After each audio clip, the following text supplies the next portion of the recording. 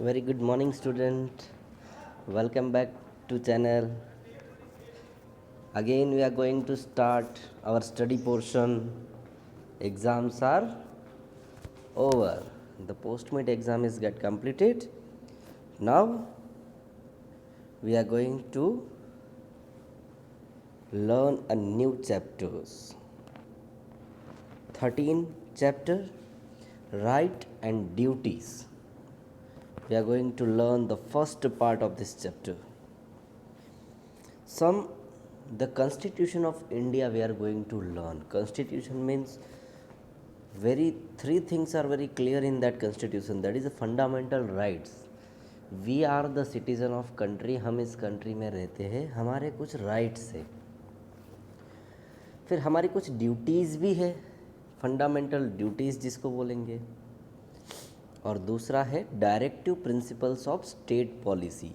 State policy मतलब जो भी हमारे राज्य है उसको चलाने के लिए कुछ पॉलिसीज़ फिक्स की गई है जिसको हम चेंज नहीं करेंगे. अब राइट्स कौन कौन से हैं तो हम देखते हैं इसमें. Right to equality, right to freedom, right against exploitation, right to freedom of religion, cultural and educational rights, and right to constitutional remedies. Second fundamental duties है हमारी और डायरेक्टिव प्रिंसिपल्स है. इसको हम एक एक को डिटेल में इस चैप्टर में पढ़ने वाले हैं. We are going to learn this all the points in detail. In many countries including India, citizens have certain rights. A government is responsible for protecting the rights of its people. Apart from this, the government also makes laws and ensures that these laws are followed by the people. कुछ rights होते हैं हमारे, government को वो rights का ध्यान रखना पड़ता है. उसके अलावा गवर्नमेंट लॉ बनाती है और चेक करती है कि पीपल्स ये फॉलो करते हैं कि नहीं.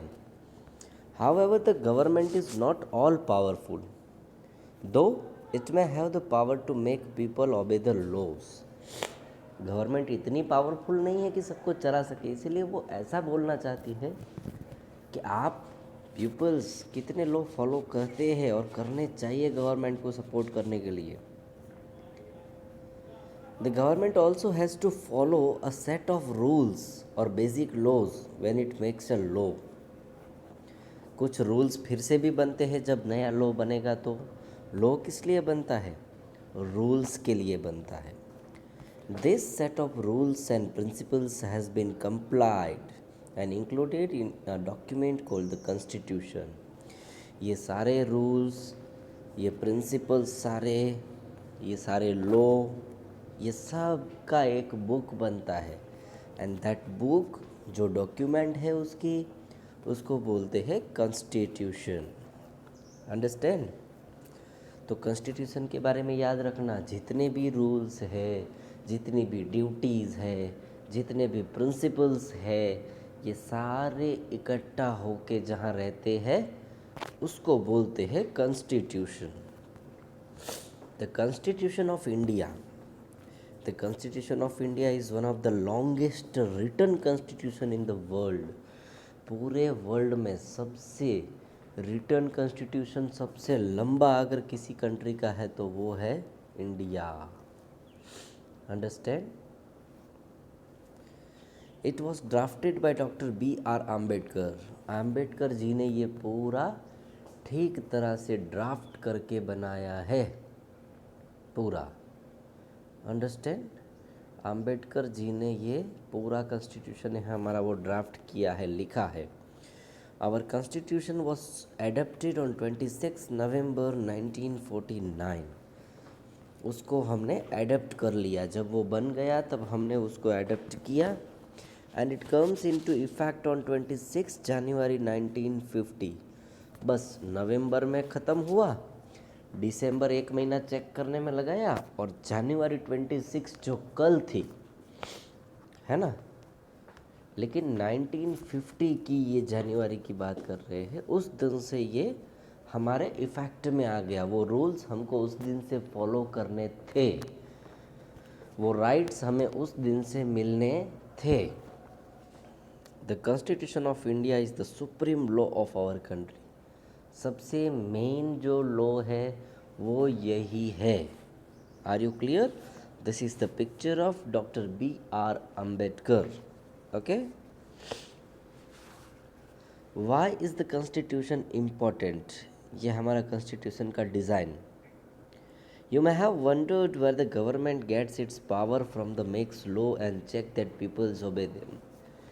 It gets this power from the constitution. ये सारा है वो गवर्नमेंट है वो करवाती है हमसे, या हमको इसे फॉलो करना ही पड़ेगा। The constitution tells us how the government is formed. Constitution में से ही हमें पता चलता है कि गवर्नमेंट फॉर्म कैसे होती है। It tells the government what it can do and what it can not do. क्या क्या करना है, क्या क्या नहीं करना है। And prevents the government from becoming all powerful. ये सारी चीज़ों में कैसे उनको पावरफुल, कौन सी चीज़ें सही है कौन सी गलत है, सब कुछ। The citizen of India have certain rights. They also have some duties. These rights and duties are given by our constitution. सबको हर सिटीज़न को अपना राइट है, अपनी ड्यूटी है, उसको फॉलो करना है। बट ये सारा कहाँ लिखा हुआ है? यस, ये जो आपको साइड में पिक्चर दिया है वो preamble to constitution of India, मतलब कि कुछ डिटेल्स थोड़ी सी होती है जो आपकी बुक के फर्स्ट पेज पे भी ऐसा एक पेज आता है, फर्स्ट या सेकंड पेज पे, राइट। सो ये प्रीएम्बल है उसका। Okay, so here we completed our first, what we are completed here? Yes, we completed our part 1. Thank you.